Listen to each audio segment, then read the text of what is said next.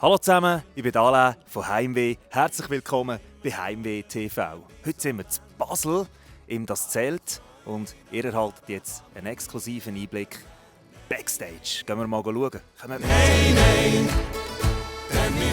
Also so sieht das aus, oder? Wir haben hier den Jens, der ist ein bisschen am Ausruhen.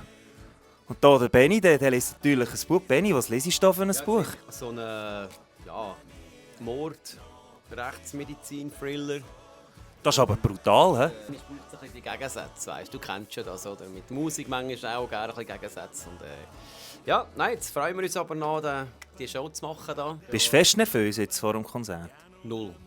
Wir hatten einen guten Soundcheck gehabt, das hilft. Und jetzt gehen wir noch schnell auf die Bühne schauen. Kommen wir. Kann man nie übernehmen. Nein. Das wäre unsere Bühne. Ihr seht jetzt nachher gerade noch die Sicht von uns, die wir nachher da haben. Können wir schauen? Schaut mal das an. Wenn auch ihr hier auf diesem Platz hocken, dann müsst ihr pressieren. In Solothurn am 12. November mit Heimweh im Das Zelt. Bucht jetzt noch Tickets. Drum habe ich mein Glas noch lang auf das. Ich immer noch Freude am Leben.